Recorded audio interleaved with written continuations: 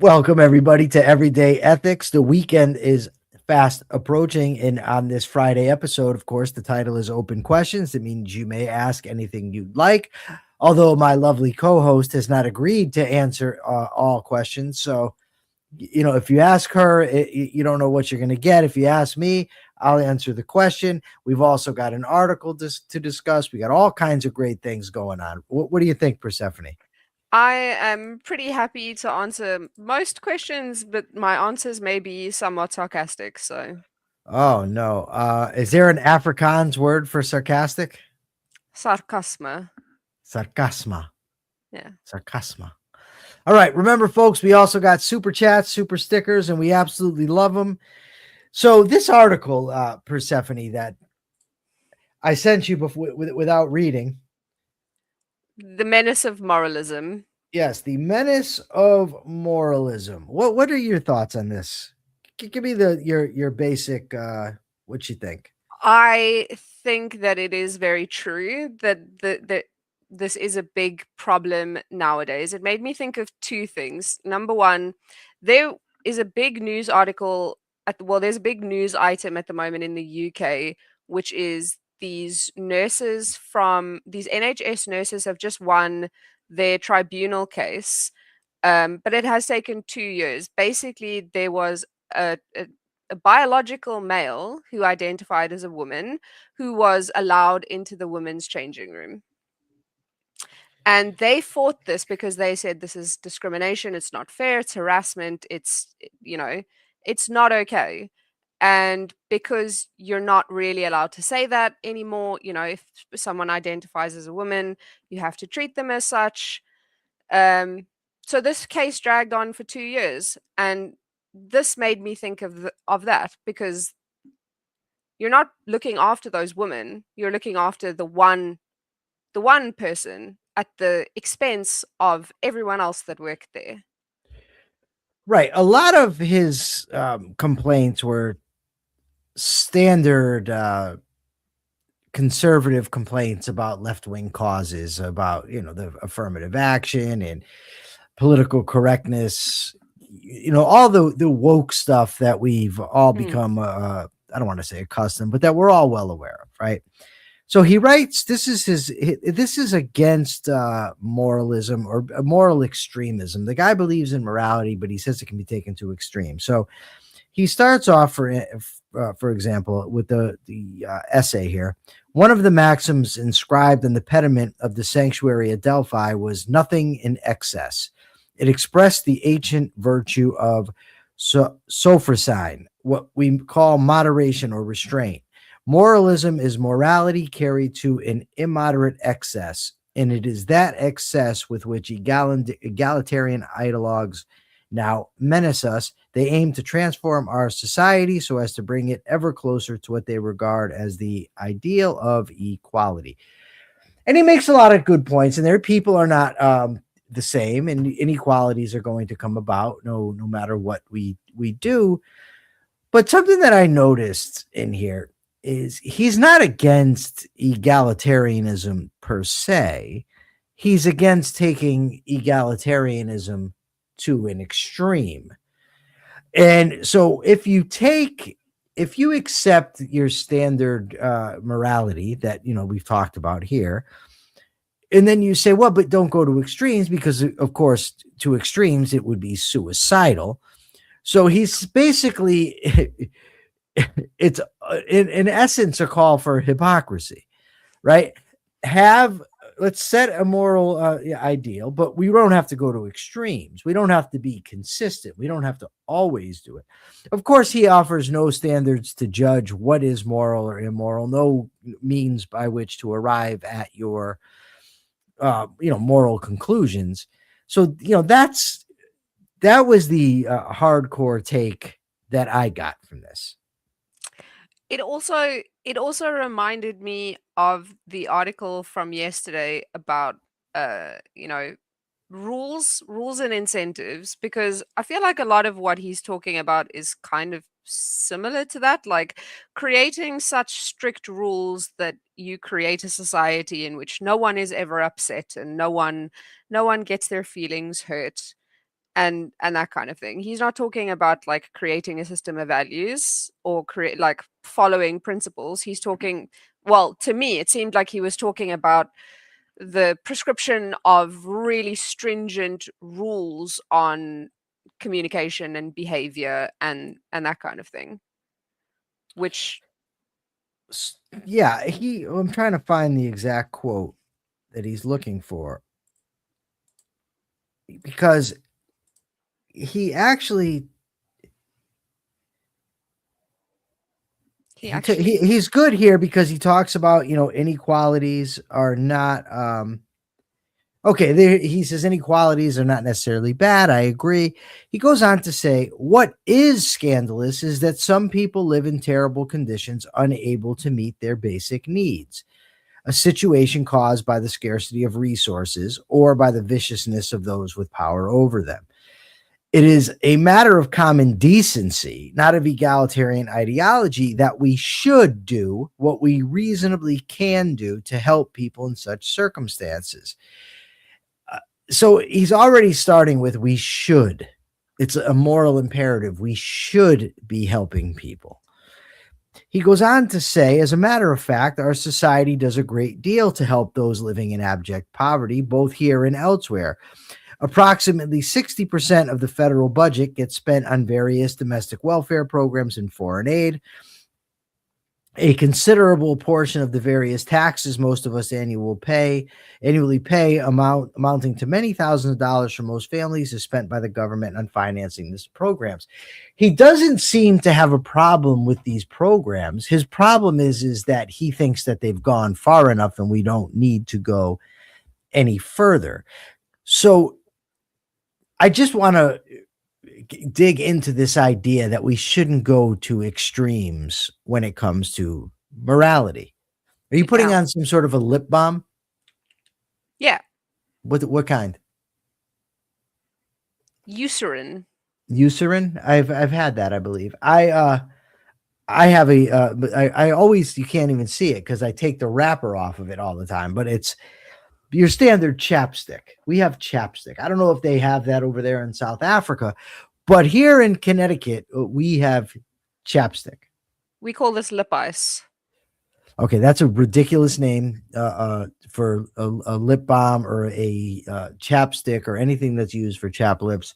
It's not lip ice. You guys got all kinds of wacky things over there that are clearly wrong. But I digress. We could rank on South Africa at another time. Let's think about this. Like you should not take things to extremes. So I shouldn't have too high a self-esteem, right? I shouldn't be too moral. Well, either if you, what does that mean to not be too moral? It means sometimes to be immoral, right? You don't want to be too moral. Either you're saying that it's immoral to go to these extremes, in which case that's not too much moralism. That's that's immorality. But if you're saying it's too much morality, then I have a problem. Now we've got a 99-cent super chat from Daniel. Daniel's my friend. Bought me coffee the other day. Bought me baklava. Have you had baklava? Mm-hmm. Oh, yesterday I had a gyro for the very first time. I was so confused about what you were talking about. Yeah, that's such a weird pronunciation. I don't like it. No, I don't either. It's like I don't like lip ice and I don't like shibert or whatever you guys have. But back to this. So as we've discussed, right? Can a person, for instance, be too rational? You hear this sometimes. You're too rational. Well, no, I'm not too rational. There's no such thing as being too rational. If somebody were to say to me, well, you don't express your emotions enough, well, that's a different story, but that's not a function of being too rational. You're too good. I remember Jerry Seinfeld in an episode of Seinfeld. You're too good. You're too good. It's about the woman he was dating. There's no such thing as too good. There's no such thing as being too rational. I cannot be too just, too productive, too honest. These things just don't exist. They're not accurate. Birds, bees are good as well. We don't get Burt's Bees here. Remember, I live in a third world country. Anyway, Daniel, my friend, says he wants to put Carmen in his lips. And Katie Ellis asked him, why would you put Carmen on your lips? It's a good question. He says it's actually Carmex. Yes. Subby also said that you're putting lipstick on. So I have a question about What? the article. Where's that? That's not what he said. It's lipstick that Mike puts on. Oh, okay. Only for Subby. But okay, so what is your take here? So my question, when I was reading this, my takeaway was less like you can be too moral and more we should stop, how do I phrase this, imposing this morality on other people.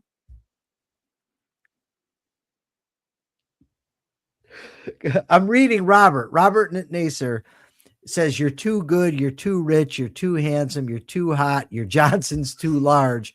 There are just some categories in which the golden mean doesn't apply. I think your last example might not be the best one, though, Robert. Daniel also wants to know if you have dinner plans. Yes, I want dinner, Danny. Yeah, I got to get coffee with John at 3:30 at Starbucks. I'll be done there at 5. You are free to meet us there, Starbucks on the Berlin Turnpike, and then we can get dinner. Yes, we have dinner plans. So get to your question now. We talked about large Johnsons, my dinner plans. So the two have nothing to do with each other, I promise. Oh my God. Okay, go ahead. I got to tell you, let me just say this. I just read something this morning on Facebook where somebody talked about how objectivists are dull. We're dullards. We don't have senses of humor. So wrong. So wrong. So wrong.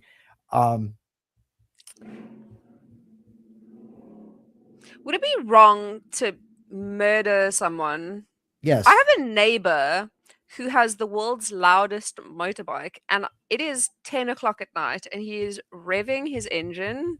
And I know he's a young kid. I want to go out there and throw something at his head. Okay.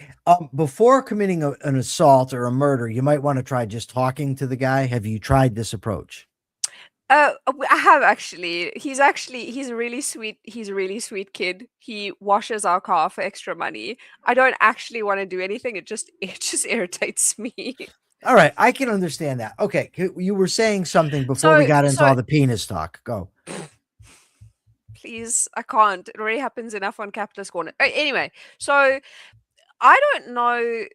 When I read this, to me it seemed more like he was talking about how these people force the morality on other people. So the creation of rules about like what you can say, rather than like you can be too moral, more like people need to stop enforcing these like really stringent moral policies on other people. That was sort of the vibe that I got. See, okay, so what I think occurred is you read a lot of things that you agreed with, because I did too, about political correctness, about all kinds of things in here, political correctness, you can't tell good jokes, they're the joke police. It's okay to, that white men are the bane of existence, all that stuff that hits the, a nice sweet spot for a lot of people, because we understand what he's talking about. But at the very beginning, I mean, the whole thing, the Menace of Moralism, and he talks about nothing in excess. And then he goes on to talk about how we should help people. We should be doing this or we should be doing that. Yeah, I don't agree with that. I don't agree with we should, and the viciousness of other people is keeping people in abject poverty. So Robert Naser says, yep, I was required to have my sense of humor surgically removed before getting the secret objectivist password. Totally worth it. Humor isn't one of Ayn Rand's 7 virtues, so zero sacrifice detected. That's true, Robert.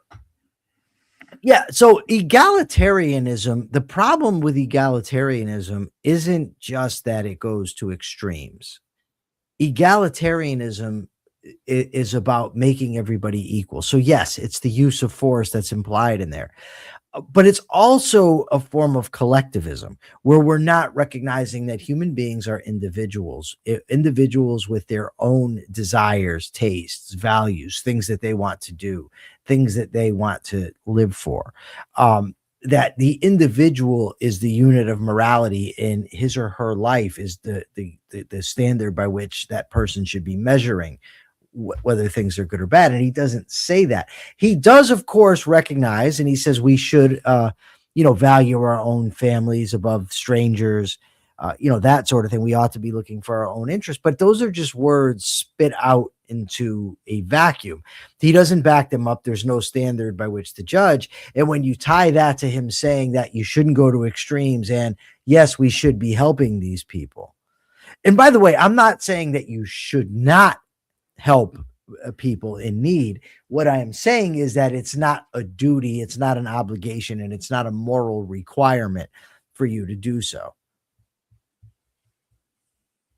Oh, yes.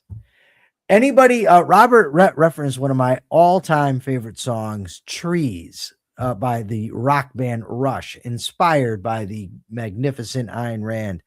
Have you heard the song, Persephone? Yes. What happened? I coughed. I hurt myself at class today, and then I coughed, and it made it worse. Okay. Cut down the tall poppies or listen to the Rush song, The Trees. Though the only problem with the Rush song is it implies an irreconcilable conflict of interest. It does.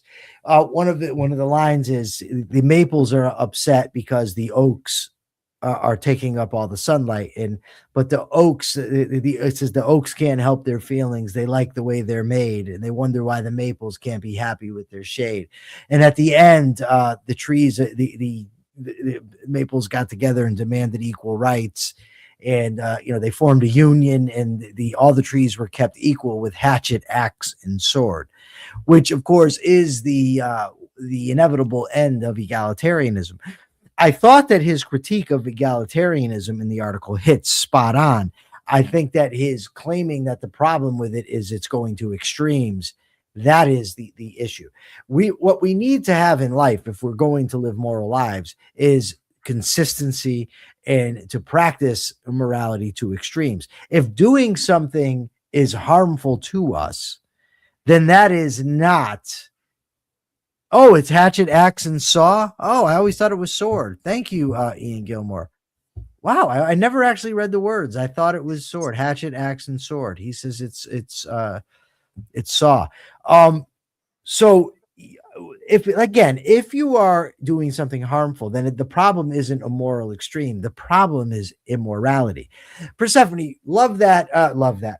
Run that lovely voice of yours. Let everybody hear it, and let me look up the lyrics to Trees, because now I'm intrigued.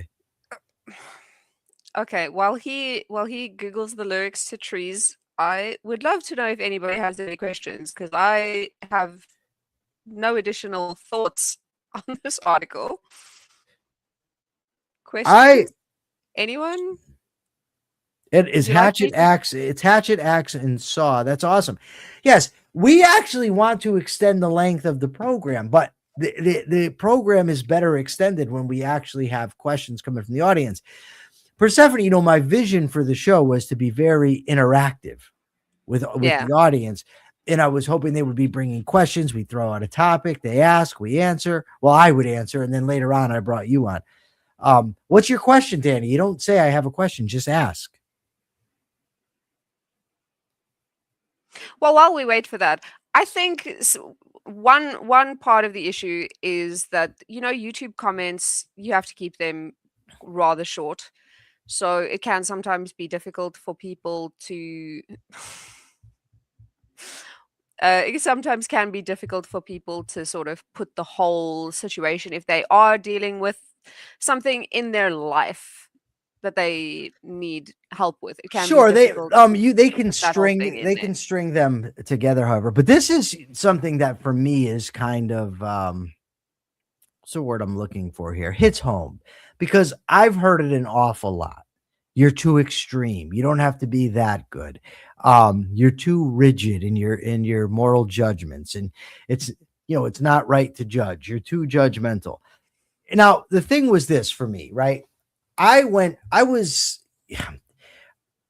a veritable sociopath, right? Mm-hmm. I'd as soon shoot you as I would have a conversation with you when I was 20 years old.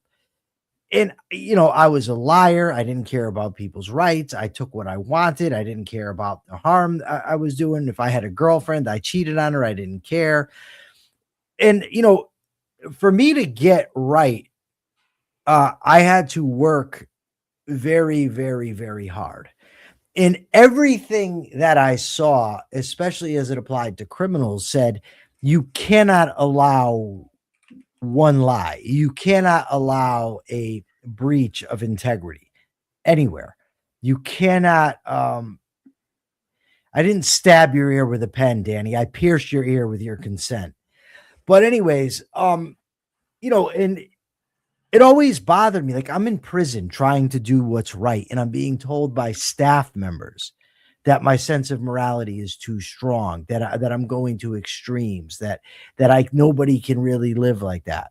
In programming where they're supposed to be teaching you how to reform yourself, I'm being told the same thing.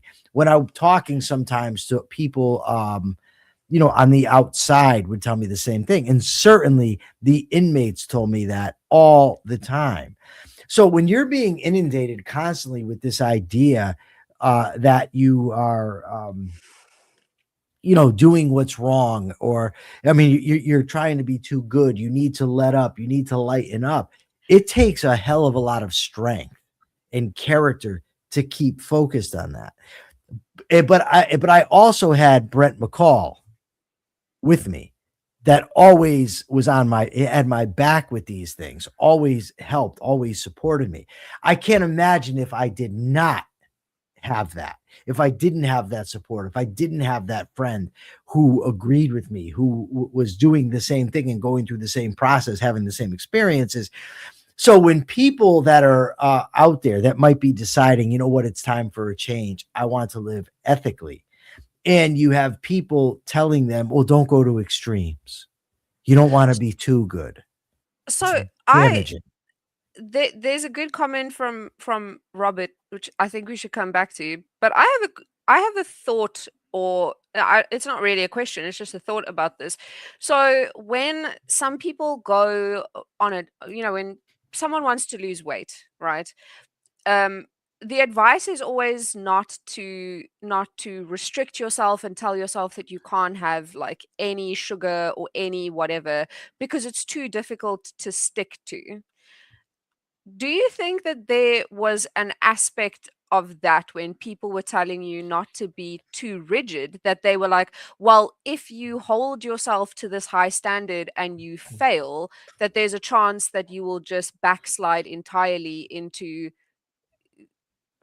So sociopathy? no, what I think is that people take, not all people, but people that say things like that, they take somebody else's good as an affront to themselves. That's also true. Because you basically are showing them what they could be doing if they would put in the effort, but they're unwilling to. Now, if you're talking about a practical consideration when you're trying to lose weight, if somebody is being really too rigid, that's not good, and the person needs to learn to moderate that. But that's not a function of being too rational or being too good. That's being irrational. Like Robert mentioned the Radical honesty movement. radical honesty movement. Yeah, where you're just being a dick, right? You don't have to be a dick. Like we've talked about, if somebody were to say to me, "Hey, how do I look today?" And how does this outfit look? And if the person doesn't look good, I could say, well, you might want to change it. It's not a very good outfit. I don't have to say, look at you, you fucking fat ass. You're disgusting. You make me sick. I don't want to be around you. Who the hell wants to date you? Get it? That's just being an asshole, Yeah. right? You don't have to be an asshole. And when you're doing when you, for instance, have to pass moral judgment on to survive, I don't need to go to everybody all the time over the slightest ethical lapse that doesn't affect me in any way hey, you shouldn't be doing that. I'm out at a restaurant with Danny tonight, and somebody comes by and they're a little rude, maybe. Hey, I saw you bump that guy. What kind of asshole are you? You don't. That's not what this is about. That's not what moral judgment is. That's being immoral, and it's being, quite frankly, just dumb. I mean, I agree with you, but also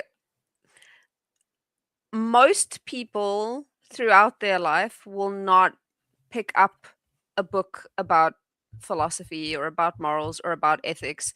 When I started reading philosophy, my good friend of mine, told me, "When did you become so boring?" And Yeah. I was never like I can never talk to her about. I read a lot of philosophy, and I read a lot of books about ethics and stuff. I can never talk to her about it because as soon as I talk to her about it, she says that's so boring. No one gives a fuck. Yeah. Well, screw So, that person. well, yes, but I do also understand sort of a little bit where she's coming from. So a I lot of don't. people will never pick up a philosophy book. They will never read Aristotle. They'll never read any of these things. So they're operating under So hold on. they're Okay. operating under a mongrel Right. philosophy of just things that they've absorbed randomly. So does that mean that we should stop thinking or No, stop doing our no, best to appease them? I had a no, guy in prison, right, that I used to talk to a lot. And I would joke around. You froze up, Persephone. I'm going to remove you and put you back on, and hopefully you'll be unfrozen. All right. You're a little kinky, but well, whatever. That's your thing. You're all mixed up. Now you're making a face and you're frozen. So the guy said to me, "Damn, Mike, all you do is joke. All you want to do with me is joke." And what I told him was, "Look, you want to talk about the stuff that I'm interested in? Okay, well, let's talk about philosophy, politics, economics, psychology, whatever you want." And but he couldn't. And I said, "So you can't have those discussions." So I catered to you and just joke, and now you're upset about that, right? A good friend of mine once told me in prison that, he says, "I'm not going to apologize to people because I'm artistic and I have skill, and that I have intelligence. I've worked very hard for these things." The friend told me, and I couldn't agree more. So what are we supposed to do? We who put in the effort to become better people, we who study to become smarter, to understand, we're supposed to cater to people and say, "Okay, we're not going to go to extremes because I don't want to offend your sensibilities." Pick up a fucking book, dummy. How's that for radical honesty? Absolutely not that you should cater to them. But there is, so the reason I brought this up is when I said, is there a possibility that they were saying you're being too good, you're being too moral, because they don't understand what you understand. I mean, you can't rule it out, but in my experience, people often take somebody else's moral stances and integrity as an affront to themselves. I agree with that. Somewhere there, they understand that by implication, if I think that this is the moral thing to do and that's why I'm doing it, that when they're not doing it, I think that's immoral. Never mind the fact that why should they give a rat's ass what I think? Why does my moral judgment of them matter? If they think they're right, so what? Debating with Christian guys in prison, they would get upset with me sometimes. And I told them, "Well, hold on a second. You think I'm going to hell for all of eternity, and that's okay, but I think you're wrong, and that's not? That's ridiculous." Yeah, it is. It is ridiculous, but that All is right. just the way. It's just the way it All is. right. So wish everybody a wonderful weekend. Have a great weekend, everybody. Everyone, have a wonderful weekend. Remember, you could get everyday ethics merchandise at thecapitalistcorner.org. It's right up there on the screen. You can get everyday ethical merchandise. What do we have? A shirt now that says "Be Ethical"? We have a shirt that says "Be ethical." We have tank tops for men and women, and we have a beanie.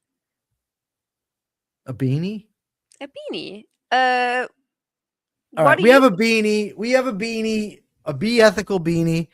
I love you all. Thank you so much for tuning in. Thanks for your comments. We will see you on Monday. Until then, please be ethical.